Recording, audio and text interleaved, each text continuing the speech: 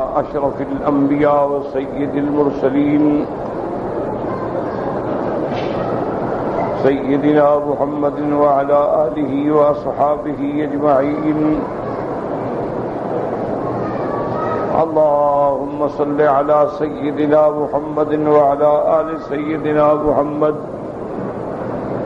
كما صليت على إبراهيم وعلى آل إبراهيم في العالمين إنك حميد مجيد. أعوذ بالله من الشيطان الرجيم. بسم الله الرحمن الرحيم. من المؤمنين رجال صدقوا ما عاهدوا الله عليه فمنهم من قضى نحبه ومنهم من ينتظر وما بدلوا تبديلا ليجزي الله الصادقين بصدقهم ويعذب المنافقين إن شاء أو يتوب عليهم إن الله كان غفورا رحيما. قال المؤلف والمفسر رحمه الله تعالى أداب النفع بعلومه وعلومكم في الدارين آمين إلى أن قال.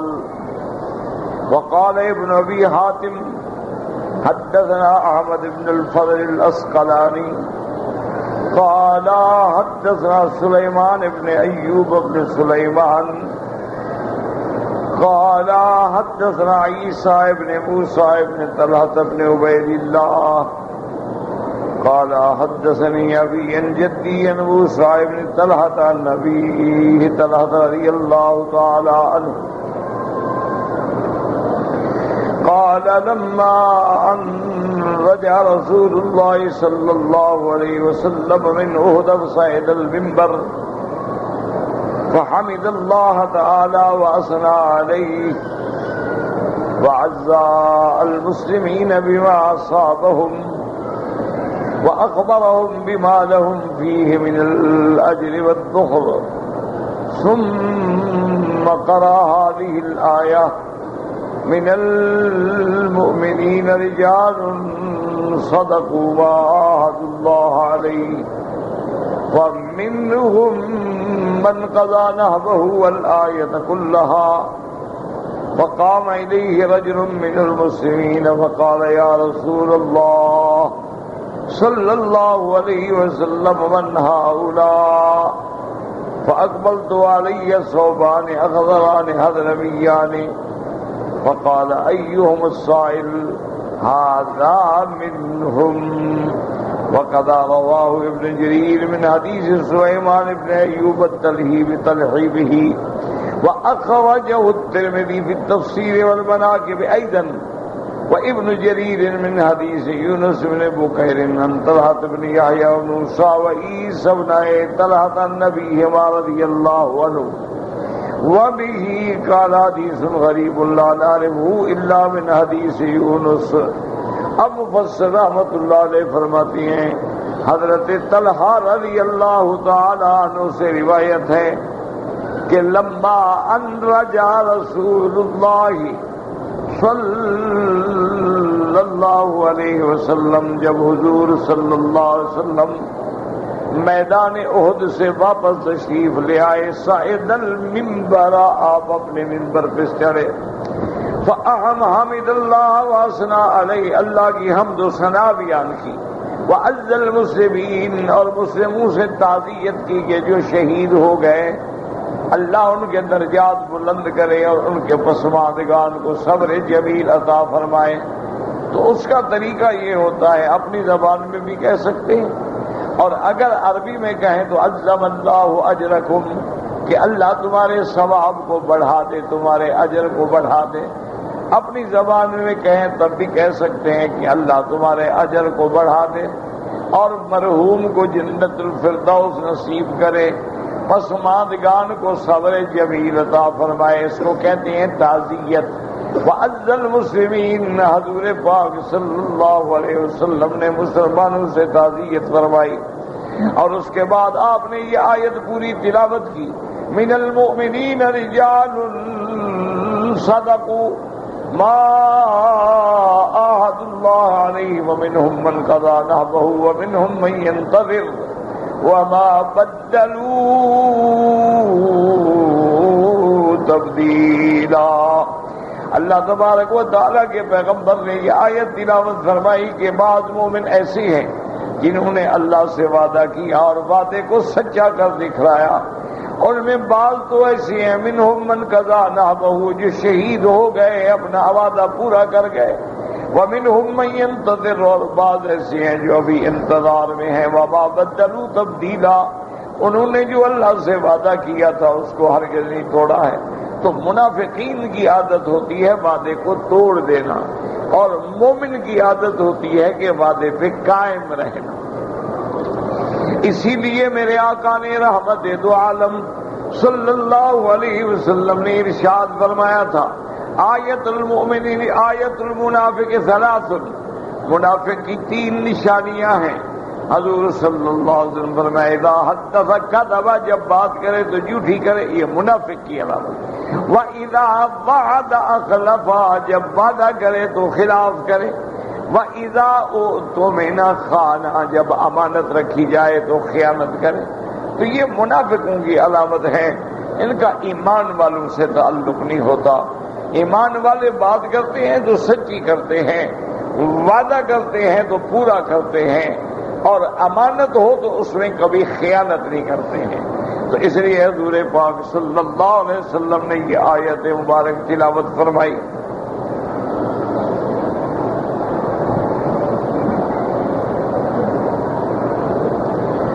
اب اس کے بعد فقام الیہ رجل من المسلمین، ایک آدمی کھڑے ہوئے، انہوں نے پوچھا کہ یا رسول اللہ یہ کون لوگ ہیں جنہوں نے وعدہ کیا تھا اور وعدہ سچا کر دکھایا؟ فَأَقْبَلْتُ وَعَلَيَّ ثَوْبَانِ أَخْضَرَانِ حَضْرَمِيَّانِ، فرماتے ہیں کہ میں کھڑا ہوا، میرے اوپر سبز رنگ کے کپڑے تھے۔ حضرمی حضرموت علاقہ ہے یمن کا، وہاں کے کپڑے بڑے اچھے ہوتے ہیں، یعنی چادریں اور ریشمی کپڑے وہاں سے بہت آتے ہیں۔ تو حضور نے فرمایا یہ بندہ بھی ان میں سے ہے جنہوں نے وعدہ کیا اور وعدے کو سچ کر دکھلایا۔ لیکن یاد رکھیں کہ اس حدیث میں غرابت بھی ہے، اور دوسری بات یہ ہے کہ یہ آیت مبارک جو ہے بعض علماء فرماتے ہیں کہ اس کا تعلق جو ہے وہ غزوہ احزاب سے، اور ویسے بھی یہ آیت سورۃ الاحزاب میں ہے۔ بات کو سمجھیں تو سب سے پہلا غزوہ اسلام جو ہے وہ غزوہ بدر ہے۔ غزوہ بدر کے بعد جو غزوہ ہے وہ احد ہے۔ کافر کٹے ہوئے، طاقت جمع کی، احد میں انہوں نے بدلہ لیا۔ اور احد کے بعد جو غزوہ ہے وہ احزاب ہے۔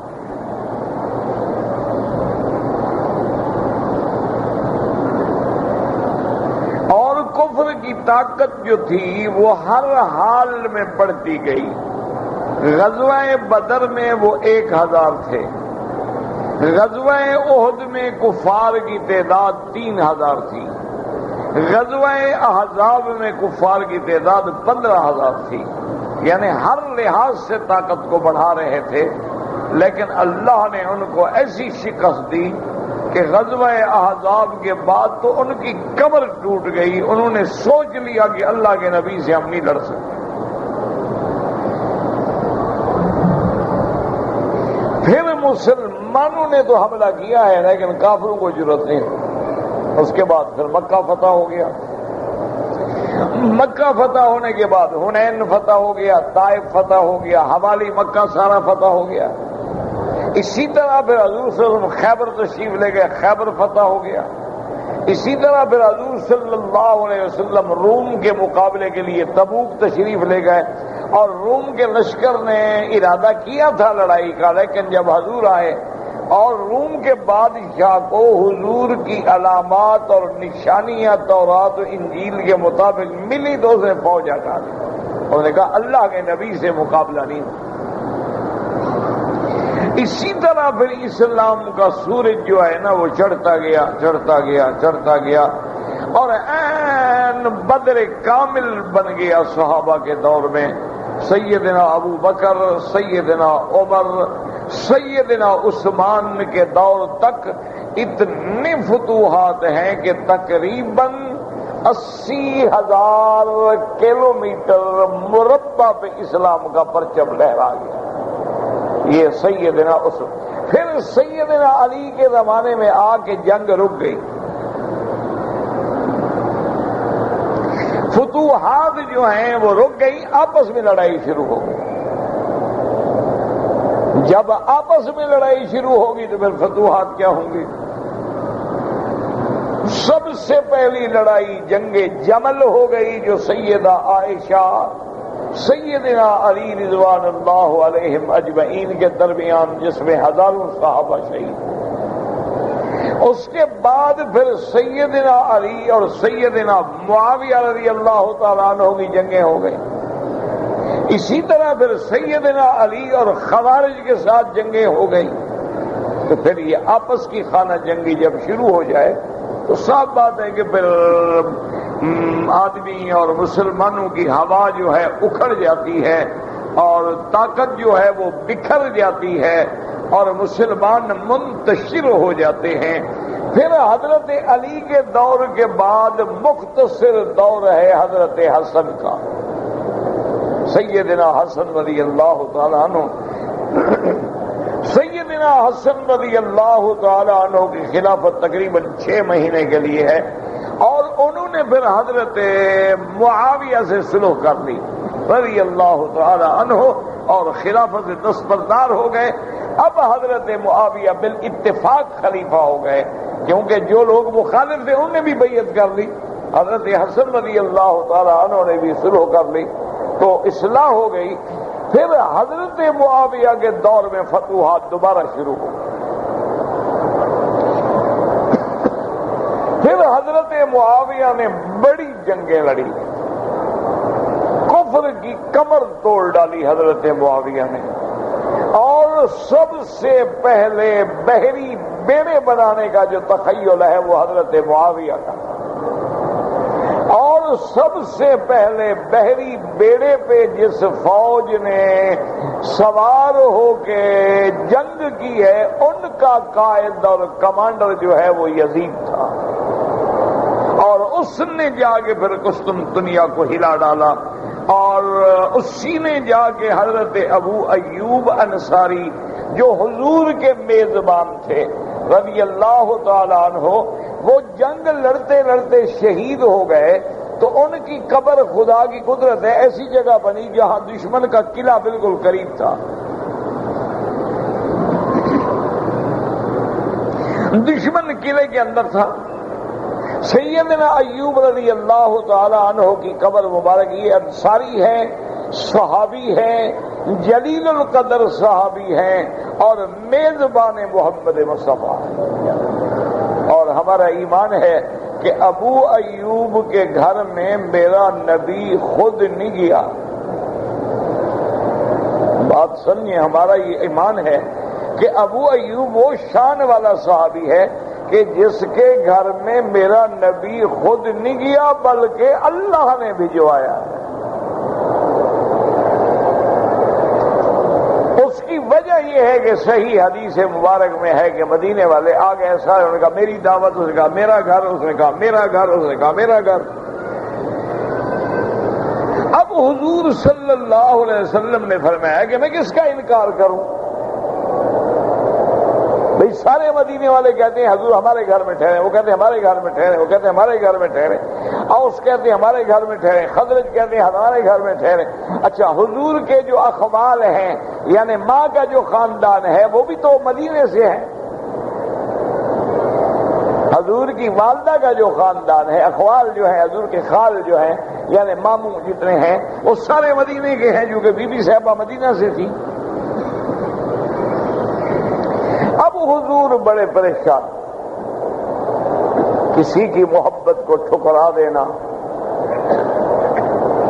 حضور نے فرمایا اچھا بھائی مدینے والوں دیکھو ناراض نہ ہو، تم سب کی دعوت مجھے قبول ہے لیکن میں اپنے اللہ کے حکم کا پابند ہوں،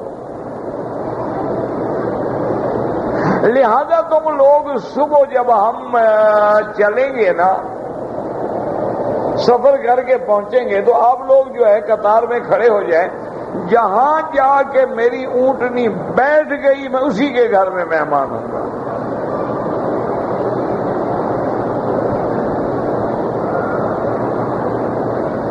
اب خدا کی شان یہ ہے کہ جناب حضور اونٹنی پہ اونٹنی آ رہی ہے آ رہی ہے آ رہی ہے، جب ابو ایوب کا گھر آیا اونٹنی بیٹھ رہی ہے،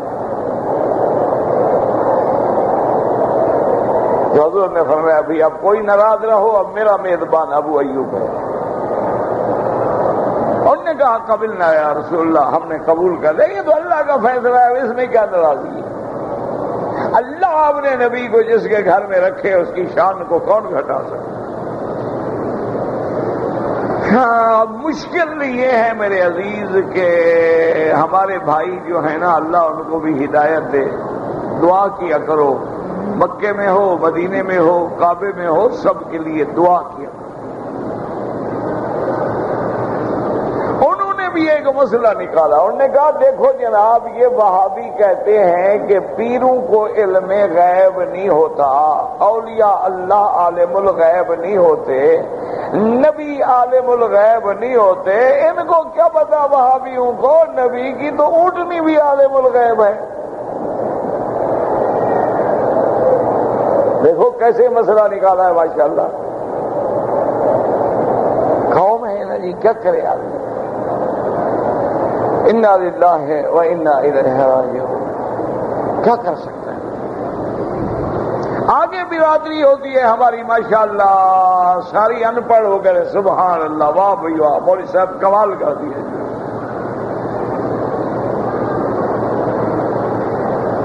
انہوں نے کہا دیکھو جی اگر اونٹنی کو علم غیب نہیں تھا تو پھر ابو ایوب کے گھر کے آگے آگے کیسے بیٹھ گئی؟ پہلی بات تو یہ سمجھو کہ اگر علم غیب اتنی سستی چیز ہے کہ اونٹوں کو بھی ہو سکتا ہے تو جھگڑنے کی پھر کیا ضرورت ہے؟ کہ علم غیب ایسی چیز ہے عام کہ اولیاء اللہ کو بھی ہوتا ہے اونٹنیوں کو بھی ہوتا ہے، پھر تو کوئی شان ہی نہ رہی نا، پھر علم غیب کوئی شان نہ رہی۔ مرغے کو بھی ہوتا ہے صبح اذان دیتا ہے، تو پھر علم غیب تو ختم ہو گیا۔ اللہ کے بندو سمجھا کرو،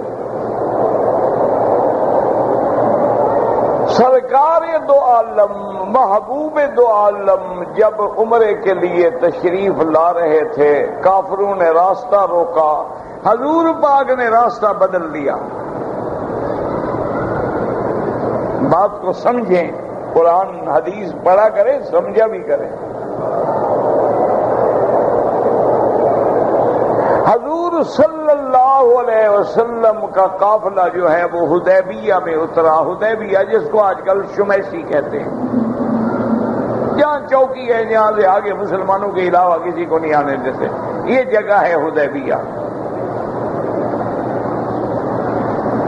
حالانکہ حدیبیہ کا مدینے کے راستے سے کیا تعلق ہے؟ مدینے کا راستہ ادھر ہے، حدیبیہ جدے کے راستے میں ہے۔ بات سمجھو، حدیبیہ اگر آپ مدینے منورہ جائیں تو راستے میں نہیں آتی ہے حدیبیہ۔ حدیبیہ جو ہے وہ مکے اور جدے کے درمیان میں ہے، مسئلہ سمجھیں۔ اور مدینہ جب ہم جائیں گے انشاءاللہ تو ہم نکلیں گے مسجد عائشہ، تنعیم کے بعد نوریہ، جموم، وادی عثمان، خلیس، قدید، یہ راستہ آئے گا، وہاں حدیبیہ تو نہیں آئے گی۔ تو حضور حدیبیہ کیسے آ گئے؟ حضور تو مدینے منورہ سے آ رہے تھے نا۔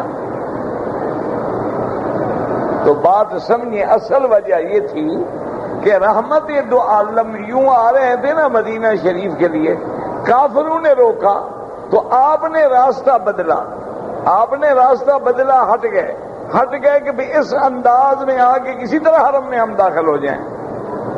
جب حرم میں داخل ہو جائیں گے تو کافر بھی نہیں لڑ سکتے، حرم میں تو کافر بھی نہیں لڑتا،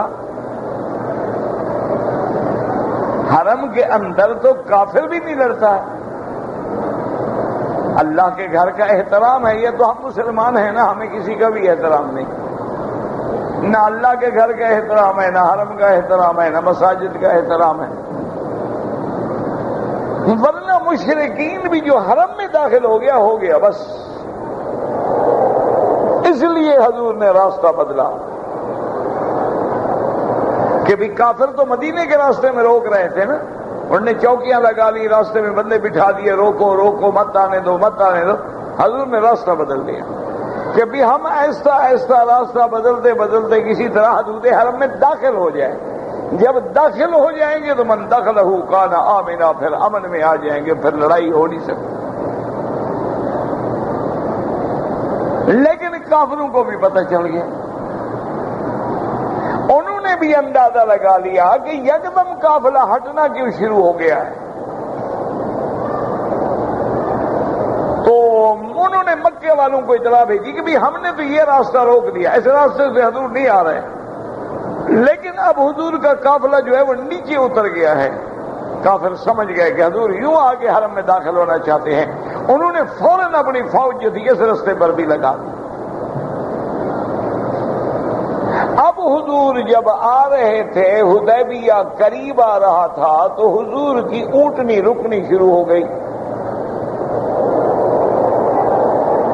صحابہ میں بعض جو شیلے نوجوان جو تھے، انہوں نے بیت سے لکڑی سے اونٹنی کو مارا، کہا ہل کسوا، چلو، کوشش کر رہے تھے کسی طرح حرم میں داخل ہو جائے اونٹنی، لیکن اونٹنی بیٹھ گئی۔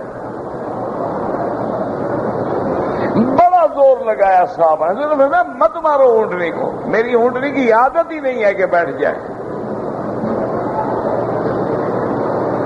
میری اونٹنی کی حضور نے فرمایا یہ عادت نہیں ہے کہ بزدل ہو کے سفر میں بیٹھ جائے۔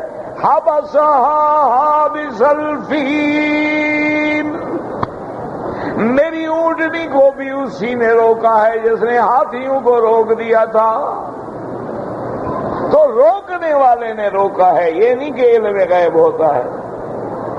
اللہ نے جہاں روکنا تھا وہاں مدینے میں بھی حضور کی اونٹنی کو روک دیا، حدیبیہ میں جہاں روکنا تھا وہاں بھی حضور کی اونٹنی کو روک دیا، اور جس جگہ اللہ نے ہاتھیوں کو روکنا تھا وہاں ہاتھیوں کو بھی روک دیا، اور جس جگہ نہیں روکنا تھا صحابہ کہتے ہیں، آپ کتاب الحج اٹھا کے دیکھ لیں، وہ کہتے ہیں حضور جب جبل رحمت سے میدان عرفات سے دعاؤں سے فارغ ہو کے سورج ڈوبنے کے بعد مزدلفہ کے لیے روانہ ہوئے ہیں، تو حضور نے وہ اپنی باغیں جو تھی اونٹنی کی کھینچی ہوئی تھی، اور صحابہ کہتے ہیں آج ہم نے دیکھا کہ اونٹنی بھی بڑی خوش ہے اور جوش میں ہے اور اونٹنی دوڑنا چاہتی ہے، لیکن حضور فرماتے ہیں علیکم السکینۃ والوقار، علیکم السکینۃ والوقار، آرام سے چلو، آرام سے چلو، آرام سے چلو، اور اپنی اونٹنی کو زبردستی حضور نے روکا ہوا ہے۔ آج اونٹنی ایسے دھمالیں کھیل رہی تھی، خوش ہو رہی تھی، مجمع ہے، عرفات کا میدان ہے اور ہزاروں اونٹ ہیں۔ تو اس وجہ سے یاد رکھا کرو، یہ مسئلے گھڑے نہ کرو اپنی طرف سے کہ اونٹنی کو بھی علم غیب ہے۔ اگر اونٹنیوں کو بھی علم غیب ہے تو پھر علم غیب کی شان تو نہ ہوا، پھر تو مذاق ہو گئی۔ اللہ تبارک و تعالی ہمارے حال پہ رحم فرما دے اور مسلمانوں کی ہدایت کے فیصلے فرما دے۔ تو اب بات سمجھیں کہ بھئی غزوہ احد جو ہے وہ تو پہلے ہو چکا ہے، غزوہ احزاب جو ہے یہ بعد میں آیا ہے، اور یہ آیت مبارک جو ہے اس کا تعلق غزوہ احزاب سے ہے نہ کہ احد سے ہے۔ اسی لیے بعض علماء نے فرمایا کہ بھئی اس کا احد سے تعلق نہیں ہے، بلکہ اس کا بعض علماء فرماتے ہیں کہ نہیں، سورۃ الاحزاب میں رکھی گئی ہے یہ آیت، لیکن نزول اس کا پہلے ہو چکا تھا. اسے اللہ فرماتے ہیں من المؤمنین رجال صدقوا ما عاهدوا اللہ علیہ ومنهم من قضى نحبه ومنهم من ينتظر. آپ نے فرمایا بعض ایسی ہیں جو اپنا وعدہ پورا کر گئے، اللہ کے راستے میں جان دے کے اللہ کو پیارے ہو گئے. تو یاد رکھا کریں، بہرحال اسی لیے حکم ہے کسی صحابی کے بارے میں، کسی تابعی کے بارے میں، کسی ائمہ مجتہد کے بارے میں، کسی ائمہ محدث کے بارے میں، کسی ائمہ فقہا کے بارے میں، کسی علماء کے بارے میں کبھی برا لفظ زبان سے نہ نکالے اور نہ دل میں برا خیال رکھے. یہ اللہ کے معاملے ہیں، اللہ جانے ان کا کام. اسی لیے جب حضرت عبداللہ ابن المبارک، یہ عبداللہ ابن المبارک اتنا بڑا آدمی ہے، اس کا لقب ہے امیر المؤمنین فی الحدیث، یعنی حدیث کا بادشاہ ہے. محدثین کے لقب ہوتے ہیں کہ یہ امیر المؤمنین ہے، یہ الحافظ ہے، یہ الحجہ ہے، یہ عالم ہے، یہ مولوی ہے، یہ ثقہ ہے، یہ ثبت ہے. تو عبداللہ ابن المبارک اتنے بڑے شان والا آدمی ہے جس کا لقب ہے امیر المؤمنین فی الحدیث، اور یہ امام بخاری کا استاد ہے. اتنا بڑا آدمی. اچھا اللہ کی شان دیکھیں کہ اتنے شان والا آدمی امام بخاری کا تو استاد ہے، امام ابو حنیفہ کا شاگرد ہے رحمت اللہ علیہم اجمعین. اللہ سب پہ کروڑوں رحمتیں فرمائے. تو عبداللہ ابن المبارک سے ایک آدمی نے جا کے مسئلہ پوچھا. انہوں نے کہا کہ حضرت ہمیں یہ بتائیں کہ ہم یزید کے بارے میں کیا عقیدہ رکھیں، یزید پہ لعنت بھیجیں، گالیاں دیں، تبرہ کریں، غصہ نکالیں یا نہیں. آپ نے کتنی عجیب بات کی. آپ نے فرمایا کہ اگر اللہ نے اس لڑائی میں ہماری تلواروں کو خون سے محفوظ رکھا ہے تو ہم اپنی زبانوں سے شریک ہو کے کیوں جہنم خریدیں؟ کیا معنی؟ مقصد ہے کہ جب وہ لڑائی ہوئی ہم نہیں تھے، جب ہم نہیں تھے تو گویا نہ ہم ادھر سے نہ ادھر سے، اللہ نے ہمیں محفوظ رکھا. تو جب اللہ نے ہمیں بچا لیا ہے تو اب بلا وجہ ہم زبان سے شروع ہو جائیں گے یزید ایسا اور فلاں ایسا اور فلاں ایسا، اور قیامت میں پکڑ جائیں گے. تمہیں کیا پتا ہے؟ تو فرمایا اس لیے بہتر یہ ہے کہ اپنی زبانوں کو بند رکھو، ایسے معاملے میں زبانیں نہ کھولا کرو، معاملات اللہ پہ چھوڑ دو، اللہ جانے اور اس کا فیصلہ جانے. اسی لیے علماء نے کتابوں میں لکھا ہے کہ لا یجوز اللعن علی الفاسق والفاجر کا یزیدہ. کسی گناہگار کو دیکھ کے لعنت نہ بھیجا کرو جیسے کہ یزید ہے. کیوں؟ اللہ کے ساتھ معاملہ ہے، اللہ اس کو کل توبہ کی توفیق دے دے، وہ نیک ہو کے مر جائے اور تم گناہگار ہو کے مر جاؤ، اللہ کی مرضی ہے. اس لیے زبان کی احتیاط ضروری ہے. تو جناب یہ یزید ہے جس نے قیادت کی. اور پھر حضور کا خواب دیکھیں. حضور نے فرمایا میں نے خواب دیکھا ہے، میری امت کی ایک جماعت ہوگی یرکبون علی سبج البحر، وہ دریا سمندروں پہ کشتیوں میں سوار ہو کے جہاد کریں گے. اور فرمایا وہ جہاد کرنے والوں کی شان ایسے ہوگی جیسے میرے اصحاب بدر کی شان ہے. تو وہ جہاد کرنے والا کون ہے؟ یزید کمانڈر ہے. اور پھر اتنا جری کمانڈر ہے کہ دشمنوں نے یہ سوچا کہ اپنے قلعے کے اوپر سے منجنیق کے ذریعے سے وہ کیا کرتے تھے؟ منجنیق کے ذریعے ایک تو پتھر پھینکتے تھے، دوسرا کیا کرتے تھے؟ منجنیق کے ذریعے کپڑے کو آگ لگا کے خیموں میں پھینکتے تھے تاکہ آگ لگ جائے. انہوں نے یہ فیصلہ کیا کہ ہم پتھر کی چٹانیں لے کر ابو ایوب کی قبر پہ ماریں گے، پتھر قبر کو توڑ ڈالیں گے.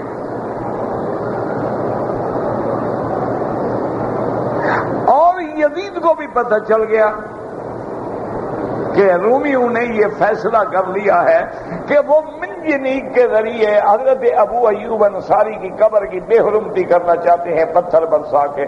اس نے بادشاہ کو پیغام بھیجا اور اس نے کہا دیکھو مرد بنو، مردوں کی لڑائی زندوں سے ہوتی ہے، مردوں سے نہیں ہوتی. تم نے اگر میزبان رسول کی قبر کو چھیڑا میں تمہاری نسلوں کی قبریں اکھاڑ کے پھینک ڈالوں گا. خبردار اگر تم نے حضرت ابو ایوب کی قبر پہ ایک پتھر مارا تو پھر تیار ہو جاؤ کہ میں تمہاری نسلوں کی قبریں بھی نہیں چھوڑوں گا کسی جگہ، سب قبریں میں تمہاری اکھاڑ کے پتھر ماروں گا. ورنہ انسان بنو، مرد ہو تو زندوں سے لڑو، مردوں سے لڑتے ہو. تو وہ رک گئے اور حضرت ابو ایوب انصاری کی قبر کو نہ چھیڑ سکے. اچھا بعض روایات تو عجیب آتی ہیں. بعض روایات میں ہے ابو ایوب نے شہید ہونے کے وقت میں وصیت کی کہ میرا جنازہ بھی یزید پڑھائے. اب یہ معاملات ہیں، اللہ پہ چھوڑ دو. اچھا بعض لوگ کہتے ہیں اس وقت تک یزید ٹھیک تھا، بعد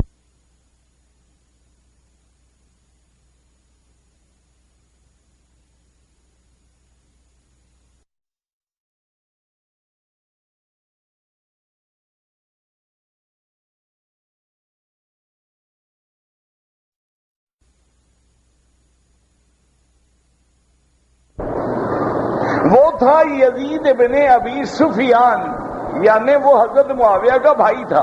حضرت معاویہ کون ہے؟ ابن ابی سفیان. یزید ابن ابی سفیان تو وہ حضرت معاویہ کا بھائی تھا، بیٹا نہیں تھا. وہ کہتے ہیں جس کی شان آئی ہے وہ بھائی تھا، اور جس کے بارے میں حضرت حسین کا مسئلہ آیا ہے وہ بیٹا ہے، وہ بھائی نہیں ہے. تو بعض علماء نے یہ فرق کیا ہے، لیکن ہمارے لیے یہ ذمہ داری ہے کہ ہم بلا وجہ زبان نہ کھولیں. اس کی وجہ کیا ہے؟ حضور نے فرمایا سب سے بہتر زمانہ کون سا ہے؟ فرمایا میرا زمانہ سب سے بہتر ہے. خیر القرون قرنی ثم الذین یلونہم، میرے بعد میرے صحابہ کا زمانہ خیر ہے.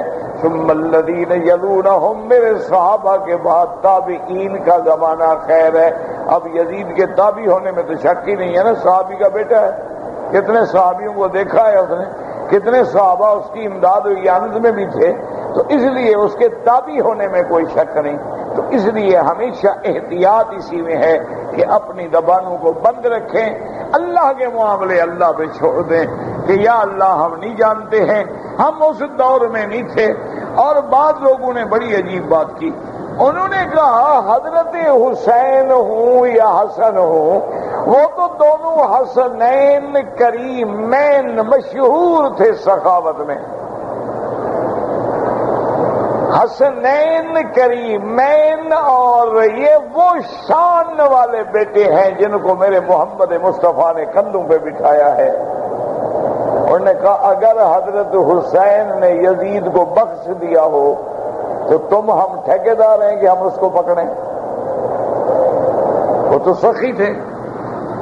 انہوں نے کہا چلو معاف کیا، پھر کیا کریں گے ہم؟ دیکھو نا حضرت امام مالک کو جب کوڑے لگے ہیں، امام مالک تو بعد کا آدمی ہے نا، امام مالک رحمت اللہ علیہ کو کوڑے لگے، اللہ کی شان دیکھیں. اس کے بعد جو بادشاہ بنا وہ بادشاہ کا بیٹا تھا، لیکن امام مالک کا شاگرد تھا. وہ بادشاہ چلا گیا، مر گیا، اس کا بیٹا آ گیا تخت پہ، اور بیٹا جو ہے وہ امام صاحب کا شاگرد ہے. تو اس بیٹے نے آ کے عرض کیا، اس نے کہا کہ امام صاحب میرے ابا نے ظلم کیا، آپ پہ کوڑے مارے تھے، لیکن میرا باپ آپ کی وجہ سے کہیں جہنم میں نہ چلا جائے، میں کھڑا ہو جاتا ہوں، آپ میرے باپ والے کوڑے مجھے مار لیں. میں اپنے باپ کو قبر کے عذاب سے چھڑانا چاہتا ہوں، میں نہیں چاہتا کہ میرا باپ قبر میں عذاب میں ہو. پھر میں بیٹا کس بات کا؟ میں کھڑا ہوتا ہوں، جتنے کوڑے آپ کو لگے تھے نا آپ مجھے وہ کوڑے مار دیں. تو امام مالک رو پڑے اور فرمایا بیٹا تمہیں پتا ہے کہ تم اور تمہارا باپ آل رسول سے ہیں، مجھے جب کوڑے مارے جاتے تھے میں اسی وقت معاف کر دیتا تھا کہ میرا اللہ تیرے نبی کے رشتہ دار ہیں، جو ظلم کر رہے ہیں میں نے معاف کیا ہے، تو میں نے تو بخش دیا تھا، بدلہ کیسے بات کروں؟ تو امام مالک بخش سکتا ہے، امام حسین نہیں بخش سکتا۔ وہ تو اتنے بڑے کریم تھے، وہ لوگ، وہ تو اتنے شان والے تھے رضوان اللہ علیہم اجمعین۔ تو اصل مسئلہ کیا ہوا کہ ہمارے لیے کیا حکم ہے؟ التوقف، کہ ہم کبھی زبان نہ کھولیں، قطعی طور پہ بات نہ کریں، اور ہم اپنی حفاظت کریں۔ اور جیسے کہتے ہیں نا جی، اپنی نبیڑ تو تم اپنی بناؤ، اپنے عمل پہ نظر ڈالو، لوگوں میں بحث نہ کرو۔ جو گزر گئے اللہ ان پہ کروڑوں رحمتیں فرمائے، رضی اللہ عنہم ورضوا عنہ۔ اسی طرح کسی عالم کو برا نہ کہو، کسی اللہ کے ولی کی شان میں گستاخی نہ کرو، کسی اولیاء اللہ کی توہین نہ کرو، ورنہ ان کا تو کچھ نہیں بگڑے گا۔ دیکھو نا، سورج پہ کوئی تھوکنا چاہے، سورج کا کیا بگڑے گا؟ تھوک ہمارے منہ میں آ جائے گی نا۔ اگر تم اولیاء اللہ کی شان میں گستاخی کرو گے، ان کا کیا بگڑے گا؟ ان کا تو کچھ بھی نہیں بگڑے گا، عاقبت تو ہماری برباد ہو جائے گی۔ تو اس لیے معاملے کو اللہ پہ چھوڑ دے۔ اسی لیے کہ جب قبرستان سے گزریں کہ السلام علیکم یا دار قوم مؤمنین انا انشاء اللہ بکم لاحقون انتم السابقون ونحن الاثر۔ اور اللہ کا قرآن دیکھیں، اللہ فرماتے ہیں وَإِن طَائِفَتَانِ مِنَ الْمُؤْمِنِينَ اقْتَتَلُوا فَأَصْلِحُوا بَيْنَهُمَا۔ اگر دو ایمان والی جماعتیں آپس میں لڑ پڑے ہیں تو ان کی صلح کراؤ۔ فَإِن بَغَتْ إِحْدَاهُمَا عَلَى الْأُخْرَى، اگر صلح نہ کریں تو پھر جو صلح نہ کرے اس سے مقابلہ کرو، اور اگر وہ رجوع کر لے کہ صلح کرتا ہوں تو صلح کرو۔ تو اللہ نے قرآن میں دونوں کو مومن کہا ہے، آپس میں لڑ رہے ہیں لیکن ہیں ایمان والے۔ اسی لیے حضرت علی اور حضرت عائشہ رضوان اللہ علیہم اجمعین کی جنگ جمل ہے، لیکن تمام دنیا کے مفسرین، محدثین، فقہاء، علماء متفق ہیں کہ کلہم فی الجنہ، القاتل والمقتول، دونوں قتل کرنے والا قتل ہونے والا دونوں جنتی ہیں۔ کلن وعد اللہ الحسنی، اللہ نے سب سے جنتی ہونے کا وعدہ کر لیا تھا۔ وہ تو خطا اجتہادی تھی کہ دشمن نے لڑائی کرا دی۔ اس لیے کتابیں اٹھا کے دیکھیں، جب بھی عائشہ کا ہودج گرا ہے، اونٹنی سے آپ کا پلان گرا ہے، تو سب سے پہلے چادر ڈالنے والے حضرت علی ہے۔ اور اس وقت بھی کہا کہ یا امتا و یا امہات المؤمنین، کہا میری اماں، ایمان والوں کی اماں، تم نے اپنے آپ کو بھی مصیبت میں ڈالا، بیٹے کو بھی مصیبت میں ڈال دیا۔ اسی لیے بی بی عائشہ ساری زندگی روتی رہی، بی بی عائشہ ساری زندگی روتی رہی، کہتی تھی کاش میں گھر سے باہر نہ نکلتا۔ اللہ اکبر، اللہ اکبر۔ وہ بیٹا تھا، وہ ماں تھی، دشمنوں نے لڑا دیا، دونوں میں صلح ہو گئی تھی،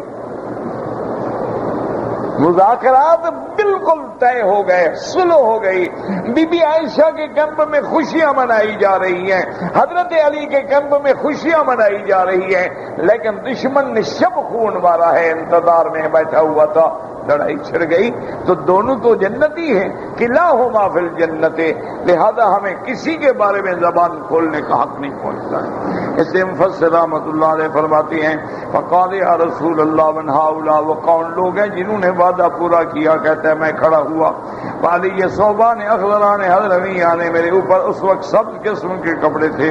فقال ایہم السائل، آپ نے پوچھا کون تھا جو مسئلہ پوچھ رہا تھا؟ ھذا منہم، یہ طلحہ بھی ان میں سے ہے۔ وَقَذَا رَوَاهُ ابن جرير من حديث سليمان بن أيوب الترهيبي وأخرجه الترمذي في التفسير والمناقب أيضا امام ترمذی رحمۃ اللہ علیہ نے اس حدیث کو کتاب التفسیر اور کتاب المناقب میں بھی بیان فرمایا ہے. وہ ابن جریر حدیث یونس بن تنبیہ یحییٰ موسیٰ و عیسیٰ ابن طلحہ نبی ہمارا رضی اللہ تعالی عنہ وقال حدیث غریب لا نعرف الا من حدیث یونس. وہ فرماتے ہیں اس میں غرابت ہے، اس کے علاوہ ہمیں اس کی اور کسی سند سے یہ روایت نہیں ملی ہے. واللہ اعلم.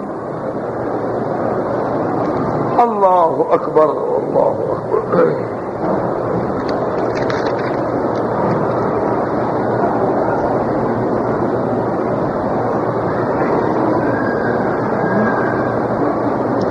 کہتے جی کہ اسلام میں ہے کہ بیوی تمہارے لیے کھیتیاں ہیں.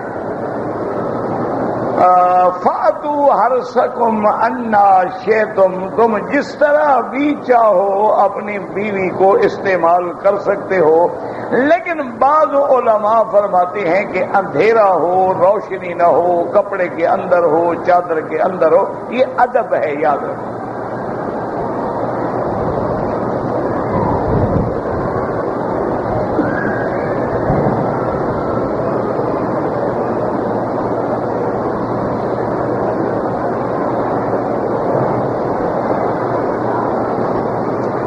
مسئلے کو سمجھیں کہ میاں بیوی کے درمیان میں کوئی پردہ نہیں ہوتا ہے. میاں کو حق حاصل ہے کہ سر سے لے کر پاؤں تک بیوی کے ہر بدن کو دیکھ سکتا ہے، کوئی منع نہیں. بیوی کو بھی حق حاصل ہے اپنے خاوند کے بدن کو دیکھے، کوئی منع نہیں. دن ہے، رات ہے، روشنی ہے، اندھیرا ہے، کوئی مسئلہ نہیں. یہ مقام ادب ہے، یہ ادب والوں کی باتیں ہیں، یہ تمہارے ہمارا مقام نہیں ہے. جیسے بی بی عائشہ فرماتی ہے کہ واللہ ما رأى منی وما رأیت منہ، کہ ساری بیوی یعنی زندگی کی جو میرا دور گزرا حضور کے ساتھ، حضور نے میرے بدن پہ کبھی نظر نہیں ڈالی، اور میں نے بھی حضور کے بدن پہ کبھی نظر نہیں ڈالی. تو یہ ادب ہے. یہ معنی نہیں ہے کہ ناجائز ہے، بالکل جائز ہے. تمہاری بیوی ہے، چاہے دن ہے بیوی ہے، رات ہے بیوی ہے، کپڑا ہے بیوی ہے، نہیں ہے بیوی. اور پھر بیوی اور مرد تو خود ایک دوسرے کا لباس ہے. ہن لباس لکم وانتم لباس لہن. اور یہ مسئلہ بھی سمجھ لینا کہ بعض جاہل لوگ جو ہیں کہتے ہیں نا کہ جس طرح چاہو تم استعمال کرو. یہ اس لیے نعوذ باللہ ثم نعوذ باللہ بعض اپنی بیویوں کو وجہ غیر فطری غلط طریقے سے بھی استعمال کرتے ہیں. اس پہ اللہ کی لعنت ہے. فاتو حرثکم، اس لیے لفظ ہے حرث کھیتی، اور عورت کے اور مرد کی کھیتی اولاد ہوتی ہے. تو جہاں سے اولاد پیدا ہو وہاں تو جائز ہے، اس کے علاوہ حرام.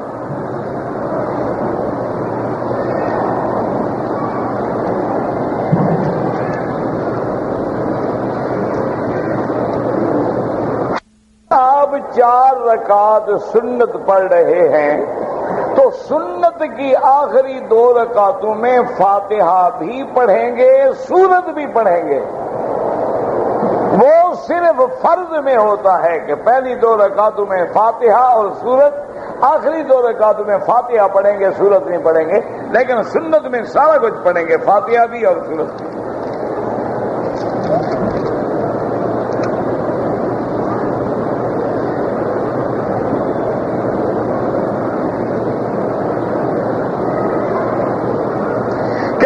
ماں باپ کو پیسے بھیج دینے سے حقوق ادا ہو جاتے ہیں، یہ ان کی مرضی ہے. اگر وہ پیسے بھیجنے پہ راضی ہے تو ادا ہو گئے.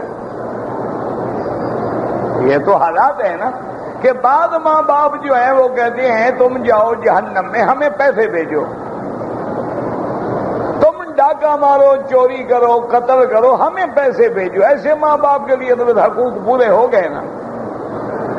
لیکن بعض ماں باپ یہ ہیں وہ کہتے ہیں بیٹا پیسے کو لعنت بھیجو، ہم بوڑھے ہو گئے، ہمارے ساتھ رہو.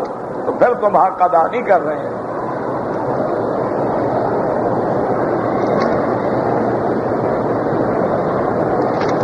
عمرے میں بھی نیت احرام اور طواف یہ فرض ہیں اور صفا مروہ واجب ہے.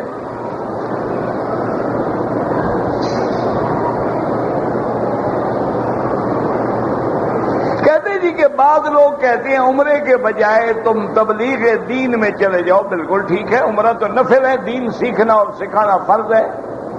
طلب العلم فریضۃ علی کل مسلم و مسلمۃ.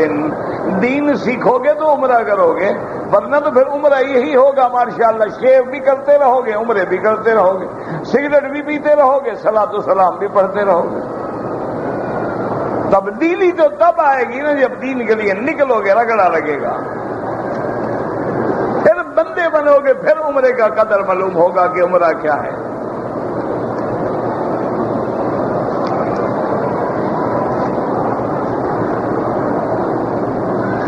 دم کا بکرا بکری جو ہے نا جناب دوسرے سال میں ہو, بکرا ہو یا بکری ہو, دمبا ہو 6 مہینے کا لیکن سال کا نظر آتا ہو تو جائز ہے.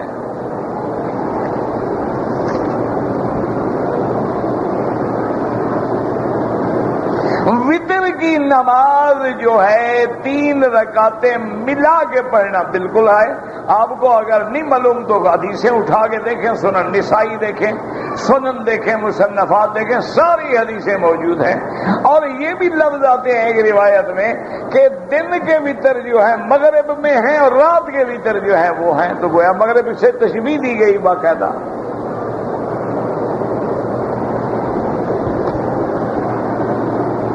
غار ہرا میں جائیں بالکل جائیں, کوئی منع نہیں, لیکن ضروری بھی نہیں. اگر وہاں جائیں 2 رکعت پڑھیں, موقع ملے بالکل پڑھ لیں. وہاں حضور نماز پڑھتے تھے, بیٹھتے تھے, ایسی بات نہیں ہے, لیکن کوئی ضروری بھی نہیں ہے, فرض بھی نہیں ہے, حکم بھی نہیں ہے. کہتے جی کہ داڑھی, بعض علماء کہتے ہیں کہ عرض میں بھی ایک مشت ہو, لیکن کسی کی چھوٹی ہوتی ہے تو بہرحال سامنے تو آدمی ہے کہ ایک مشت ہو. جی کہ عورتوں کے لیے بھی آپ سپیکر کا انتظام اگر کروا دیں, میرے بس میں نہیں ہے, آپ دعا کریں, اللہ کرے کہ منتظرین کو بات سمجھ آ جائے, وہ کر دیں.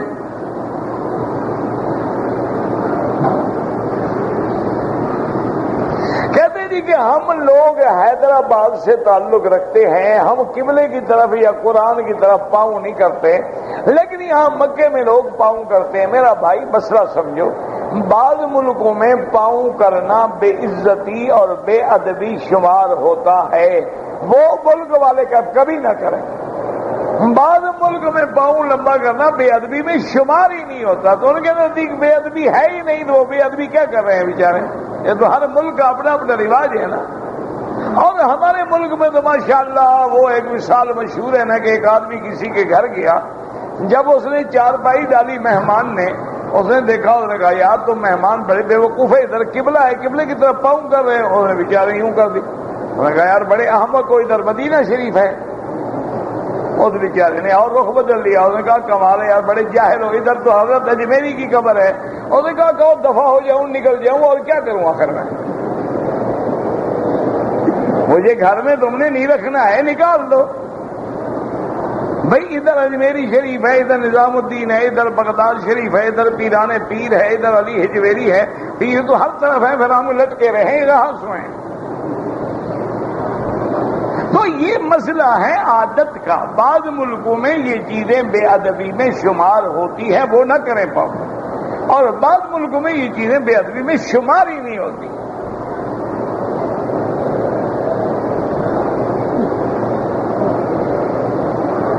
قرآن کو ٹیک نہ لگائیں, ادب سے رکھیں. نمازی کے آگے نہ گزریں اگر مجبوری ہے, کیونکہ یہاں حرم ہے, اگر ہر آدمی کھڑا رہے تو انشاءاللہ گھر تو آپ کل پہنچیں گے. یہاں تو لاکھوں آدمی ہیں نماز میں, آپ کے پاس تو 2 صفیں ہیں, آپ 10 منٹ بیٹھیں گے 2 صفیں اٹھ گئیں. یہاں تو آپ 6 گھنٹے بیٹھ رہے ہیں, کہیں نہ کہیں تو آدمی بیٹھے ہیں نماز پڑھ رہا ہے. تو سجدے کی جگہ پہ پاؤں نہ آئے, تھوڑا دور ہو کے گزر جائیں.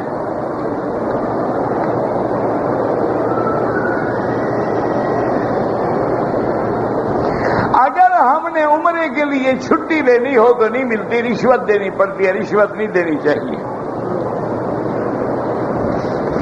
عمرہ کوئی فرض ہے, نفلی عبادت ہے, اللہ نصیب کرے.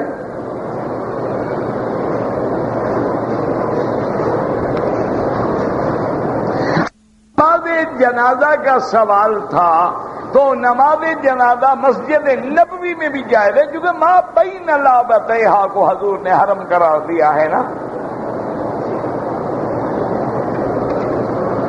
اور یہاں میرا بھائی یاد رکھو اضطرار ہے، حالت ہر آدمی چاہتا ہے کہ میرا جنازہ حرم میں ہو، ورنہ یہاں بھی بڑی جگہ ہے، مینا میں، عرفات میں، مزدلفہ میں، عزیزیہ میں، شہر منصور میں، رسیفہ میں، ہر جگہ جنازے ہوتے ہیں، لیکن ہر آدمی چاہتا ہے کہ نہیں میں حرم میں آؤں۔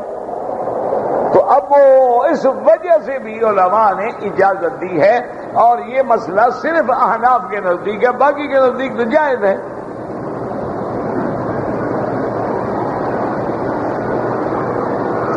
ملتزم حجر اسود سے لے کر دروازے کی لکڑی یہاں ہے، شروع ہوتی ہے بس وہاں تک ہے۔ حتیم میں واجب الطواف پڑھیں، قضا پڑھیں، سنت پڑھیں، جو مرضی آئے پڑھیں۔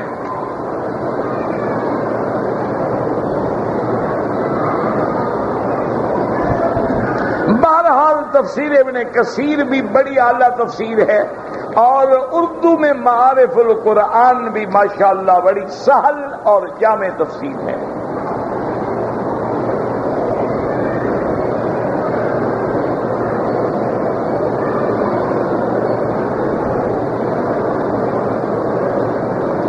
پاکستان سے آیا ہوں عمرے کے لیے، حرام میں پتہ نہیں کیا مبتلا تھا، میری بیوی ناپاک تھی، پھر ہم نے مسجد عائشہ سے احرام باندھ کے عمرہ کیا، دم پڑ گئی دونوں پہ، میقات سے احرام کی نیت کر کے آنا تھا، چاہے عورت پاک ہو یا ناپاک ہو۔ زیر ناف بال جو ہیں کم از کم 40 دن میں ایک دفعہ صاف کرنا ضروری ہے، ورنہ تو ہر ہفتے ہونے چاہیے، ہر جمعہ کے دن ازالہ جو ہے وہ ضروری ہے۔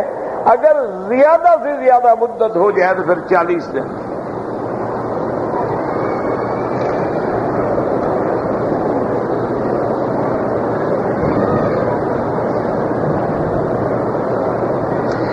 میں نے طواف کی عمرے میں جو طواف کیا ہے، حجر اسود کے بجائے حتیم سے نیت کی، وہ طواف آپ کا نہیں ہوا۔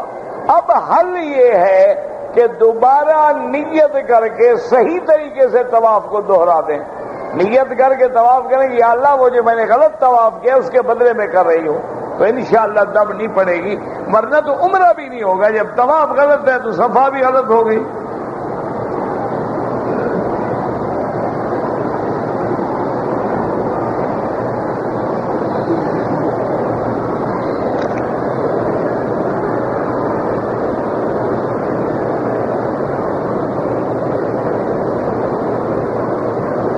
ہمارے یہاں اکثر جو ہے ہندو مسلم فساد ہو جاتے ہیں، تو اس میں مسلمانوں کی بھی غلطی ہوتی ہے، تو بہرحال آپ ظالم کا ساتھ نہ دیں، مظلوم کا ساتھ دیں۔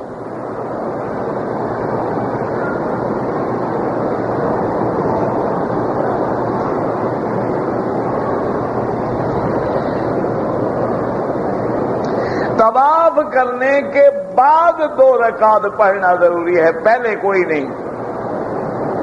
آدمی جو اپنی ذات کی انشورنس کرواتے ہیں وہ غلط ہے، ناجائز ہے۔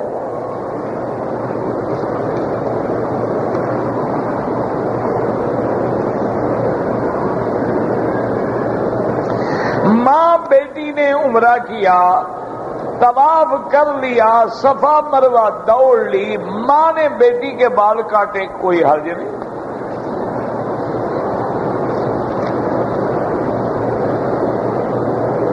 صلاۃ التسبیح کی 4 رکعات جو ہے وہ اکٹھی پڑھی جاتی ہیں۔ بہرحال روایات حدیث میں ذکر ہے، لیکن حدیث ضعیف ہے۔ بعض علماء فضائل اعمال میں ضعیف حدیث کو بھی لے لیتے ہیں، اگر پڑھیں گے تو ثواب ہے، نہیں پڑھیں گے ضروری نہیں۔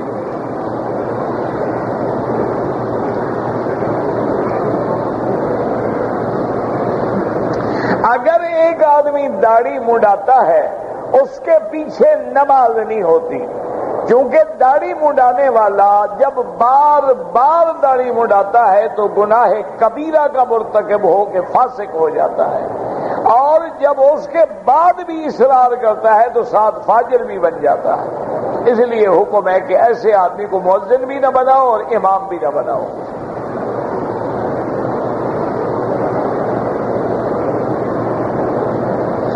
اللہ ہر مسلمان کے بچوں کو قرآن کا حافظ اور قرآن کا عالم اور قرآن پہ عمل کرنے والا بنائے۔ دعا کرو اللہ نسلوں کی نسلوں کو بھی بری صحبتوں سے بچائے، اور آج کل جو ڈش کا اور انٹرنیٹ کا عذاب ہے اللہ اس سے محفوظ رکھے۔